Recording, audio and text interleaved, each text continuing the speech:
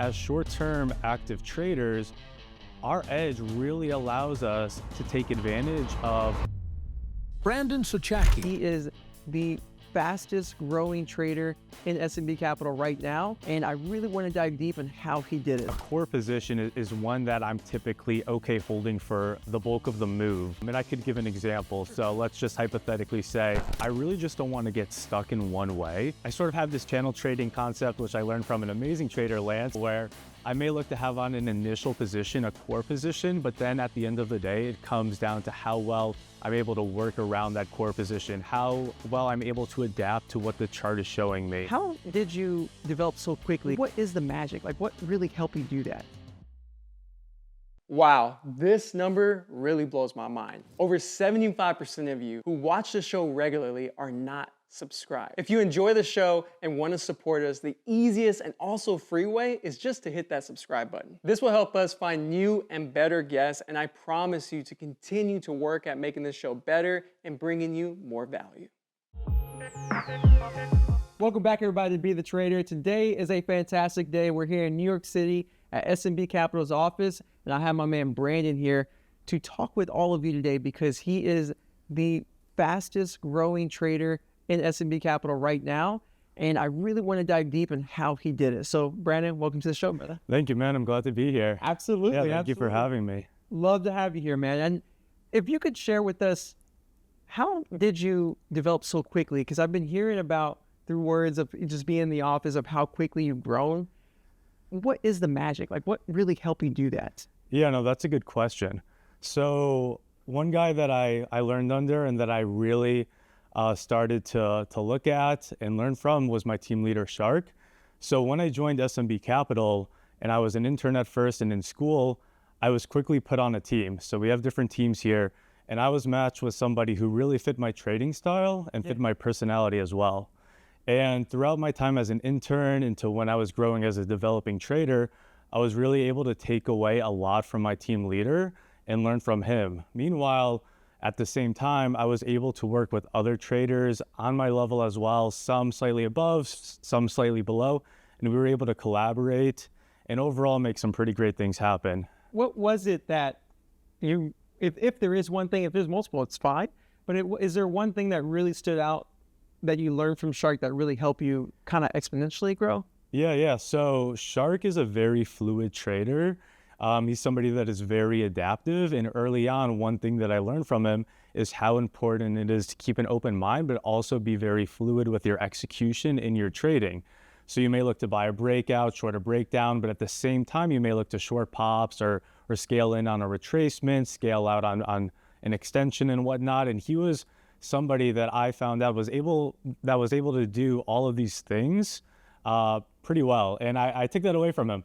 And so I think when I first started off, one thing that really helped me learn and grow was just understanding how important it is to be fluid with your trading. And that's one thing I make sure to grade myself on every day in my daily review, and how important those executions are, those entries and exits. And that not only allows you to build a bit of a cushion within your trading, but it also allows you to get really big in certain moments when trading. And I learned that can really make all the difference. How do you grade yourself when it comes to being fluid? As you mentioned earlier, you'll grade yourself at the end of the day. Is there any criteria you ask yourself, or questions or things you look at on the chart to be like, yes, I did adapt quickly and was fluid? Yeah, for sure. So I really just don't want to get stuck in one way.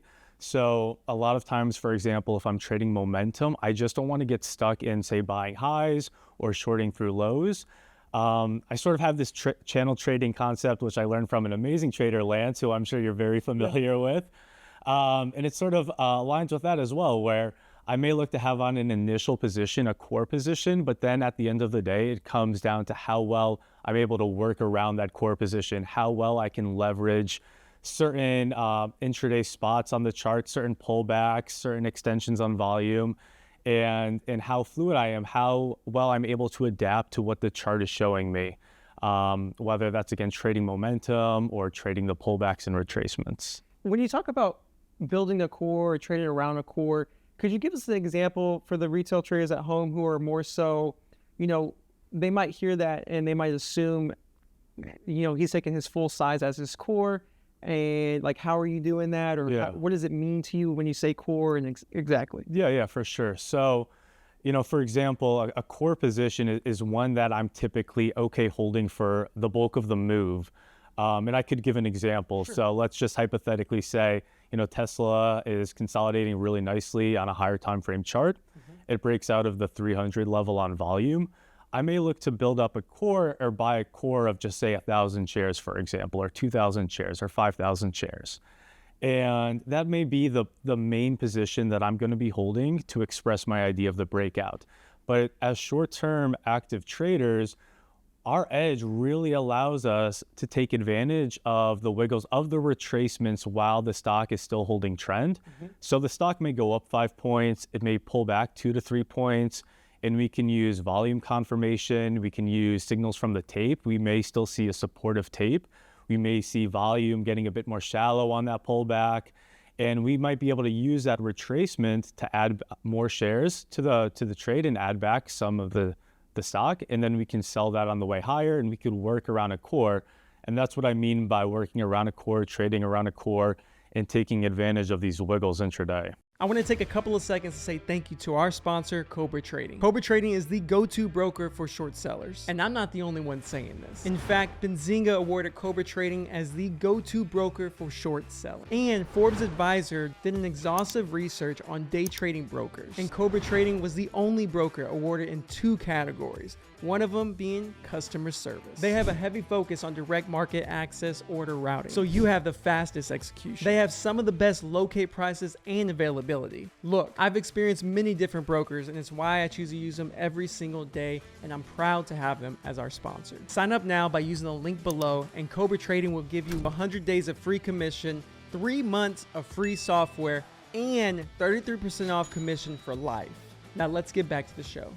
Is your core your full stop for that trade for that day, and then the ads are on top of that? Or is it more of the ads are already accounted for to where if you get stopped on ads plus your core, you're going to lose your stop for that trade? Yeah, I typically think about it like that. I never want to be in a position where I end up losing more than I plan for or more than I risk for. But also at the same time, those ads that I'm taking are very fluid, and it's taken on a much shorter time frame. I'm much more willing to work in and out of those. So as soon as the stock isn't behaving how I think it might, I'm ready to hit out of those just ads the that I'm ad, taking. correct? Those ads that I'm taking, and then as long as the trade idea is still validated, as long as the stock is still holding its trend, I'll look to keep on my core position with the stop where I have it and whatnot. And in terms of if the core position is put on all at once or are you working into it, Yes. that's very dependent on the setup. Whereas a breakout, that might be the case where you're getting that full core position on the breakout with volume confirmation. Whereas an overextension trade, for example, that might be something that I work into or scale more so into with more confirmation. I know people are hearing this, also hearing you say the idea of adding to the position, cutting it, and they're thinking, well, what about your average price? What do you think about that? Yeah, so average price, that's a good question because it's something that I actually struggled with when I first started trading. I mean, your average price is irrelevant to your P&L. I'm not trying to maintain a perfect average price by any means. As long as the trade is still producing positive expectancy, or at least I think it will. And if that means working around the position and building up my average price to a level, I'm focused on the total P&L of the trade. So it might give me a very large mark on my realized P&L, and now my unrealized P&L might be red or whatnot. But overall, as long as the net P&L is respecting what or the idea that I'm expressing, that's sort of what I'm viewing it as. I'm not really focused on that average cost. So let's just keep it simple. Yeah. Let's just say you take 1,000 shares on a breakout of XYZ stock, right? And then you see another micro setup on the smaller time frame intraday, and you want to add to those little tight little areas. Sure. Are you more so thinking I'm only going to add X percentage of my core position every time you add, or are you more so trying to? I guess what I'm trying to say, you have 1,000 shares, and then I don't want to take more than 10% of that core on these other ads, on these micro setups within the trade. Yeah. Is that how you're thinking? That's a great question, because sizing is very important when you're taking these trades. And the answer is there is not one answer. I can get anywhere from staying around the 10 to 15% range of my core to sometimes I might double my position if it's a very precise moment where I'm highly convicted that this can go, right? If I'm in a higher time frame breakout trade and for whatever reason, I'm very convinced that a smaller intraday breakout might follow through. The chart is there, the volume is there, the tape is confirming. I might look to double my position on that and really work to scalp out of that position I just added, but that really allows me to take advantage of these precise moments intraday. You might get 2, 3, or 4 of these moments that you can take advantage of to build up a cushion. Do you have rules around these moments that where you will not take it, like in terms of time of day or anything like that? Yeah, so not only with these moments, but these rules sort of are more so universal and will come into play with the overall core as well. RVOL is a big part of it. So for example, if I'm in a breakout trade, RVOL is really dying down, I might be less reluctant to really try to leverage some breakouts intraday just because I think they're less likely to follow through. And at the same time, I might be less reluctant to hold on to the core position I have at that point. I might like to work out of that. So I'm taking, a bunch of variables into account. It really comes down to the quality of the intraday setup with price, comes down to the volume, and really the tape plays a big role as well. Does the middle chop, or not middle chop, but a lot of people end up calling midday. Yeah. It's like low, midday low. Yeah. Do you believe in that for your style of trading? So I think the reason why people see more chop midday is because volume dies out and RVOL comes down. So it's sort of interchangeable with one another. So to your point, I do notice that, but I think it's a result of volume drying out. So if there's a stock, and let's just say they have fresh news at 11 a.m., we're coming into midday and volume's holding up, I am not going to trade it just because I think that volume or that we'll see more chop midday. I think it's a product of volume dying out. Oh, I appreciate you highlighting that because there's that common rule, especially around you're in the professional world, so you get trained by so many top traders. Where in the retail space, you just learn from all types of people, and sometimes you hear that universal rule: don't trade midday. But then you made a good point, like if the volume's still there. Yeah, I think it's always important to think of the why heuristic might hold true. And I think for that, it has to do with volume drying out. So as long as volume is holding steady and holding strong, I'm very open to trading midday. Do you wait for confirmation for your core, or do you just try to get in at the best entry as possible for the closest stop for biggest size, or how do you visualize that? Yeah, so almost all of my trades, I want to wait for confirmation to actually get involved, and those are strict price action trades. Now, if I'm managing a trade that involves options in terms of hedging the position, that might be a bit different, but that's also with options as being the risk. That's being the options. The options are being used to help manage the risk in that case. So if it's a straight up price action trade, then I'm always waiting for confirmation. Now, is confirmation necessarily, is it always, like not always, but for the breakout, since we're staying on that example. Yeah. If you get the volume, is that the only kind, because sometimes volume, people are going to hear people say, oh, I'm waiting for the volume to come in. But sometimes, until the bar is completely done, you don't really know how much volume is going to be in there. Sure. So how do you mean by that? Yeah. Confirmation. It's funny because I just talked about this with another trader earlier. So I have 3 main things that I want to look for in terms of confirmation. I want to see price confirming. So that may look like for a breakout, simply price breaking out of the range. Okay. I want to see volume confirmation. So, and I will get to your point, but typically, I do want to see the volume really start to come in as soon as we're breaking out. And I also want to see confirmation on the tape. That could come in several ways. One, for example, could be a large offer holding that upper bound resistance level. And once we break out, you can see that offer decrement. You can see fresh buying coming in once we break out. And you can see a supportive tape with large bids start to step up. You can see a lot of the transactions going through at the offer, showing buyers initiating the transaction.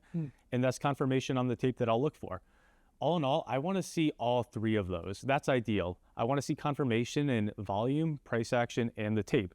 Now, you don't always get that, and that's going to reflect on the sizing of the trade. Okay. But ideally, I want to see all 3. So now to answer your question about the volume, absolutely, right? So for me, if a stock is breaking out, I want to see the volume start to come in right away. And I also want to see that volume sustain as we hold that breakout. So it's not just about that 2-minute bar breaking out. It's not just about that spike in volume. I want to see that, but I also want to see volume really sustained after we break out, showing that traders, that market participants are still interested in the stock. So in that same example you just said, volume's breaking out, but you don't see the sustain yet because you still got to wait for it. Are you taking since you see the full volume coming in at the very initial breakout, are you taking the full size in, or do you have like a percentage of like, first I take half, then I take the other half once it gives me that confirmation of the pullback volume still being there? So I will typically, for a breakout anyways, have a predetermined amount of risk I want to give a trade based off of that criteria, based off of, okay, how much risk do I want to give a trade if we have tape confirmation, volume confirmation onset on the breakout, and price confirmation. Right. And then I'll have a different amount of risk I want to give a trade if we just have 2 of those 3, and then if we just have 1 of those 3. Does it dramatically drop? Yeah, it's pretty exponential in that sense. And then that's not even getting into the actual nuances of the technical setup. That's not getting into the catalysts. So that will all play a role as well. But it will lead to some pretty dramatic pretty exponential sizing differences. Just to give us relevancy in terms of percentage base, like, are we talking like, just to keep it super simple, Yep. 1 share versus 10 shares versus 100? Yeah. Like something like that? So it's going to look something like that. I can talk in percentages of a daily stop if that helps, because here we're dealing with daily risk. Typically, like if I get 1 of those 3 to confirm, or let's just say a day-to-day scalp, I'm really not looking to risk more than 2 to 3% of a stop on that trade. And actually, that's probably on the upper bound. It's probably right now around 1 to 2% of a stop. And that's more of a day-to-day scalp, right? And then when we have, maybe a decent, I like to say like a B+ to A- setup, this might be the best trade of the day, or maybe a trade that comes around on average a few times a week. I'm looking in that 5 to 10% area of a stop. And then you get into some better trades that you might see once a week at most, a few times a month, and I'm looking at that 15 to 20% of a range. And then those A++ home run trades, I'm looking to risk a full stop. Oh, okay. So it is dramatic. It's pretty exponential. Whereas I'm taking day-to-day scalps, and no exaggeration, the home run A++ trades might be 30 to 40x more risk than those scalps. So speaking on that, in terms of exponentially growing the size, is that something that you thought about as just a new trader coming into this space? Yeah, absolutely not. As a retail trader, I really did not have any understanding of exponential bet sizing or that concept. But one thing about SMB and the firm, as soon as I came on as an intern and then began my trading journey full time, it's one thing that I really noticed that all of the elite traders display. It is this exponential bet sizing. It's something that Lance has really harped about, or has really brought onto the firm. And the best traders here, Shark, Max, Swang, etc., they're really expressing that and can make all the difference. That's awesome, man. Well, I know people are going to want to learn more about you and about SMB Capital. So could you tell them just real quickly, or just tell us how we can learn more about you? So every Friday from 12:30 to 1, I run an Inside Access meeting with SMB. It's held for the members there, and I specifically cover entries, exits, position sizing, and execution. So if you're interested in learning more about me, I run those meetings every Friday from 12:30 to 1. Awesome. I know people are going to want to learn more about that. So we'll have links down below. And again, Brandon, thanks for being here. Perfect. I appreciate it, Alex. Absolutely. Thank you for finishing today's episode. If you're watching on YouTube, please leave a comment below of one of the takeaways that you are going to implement into your own trading. And if you happen to be listening on a podcast platform, go ahead and leave us a review and let us know what you enjoy about today's episode, because that does go a long way in helping us continue to grow. Again, thank you from the bottom of my heart, and I look forward to seeing you on the next episode.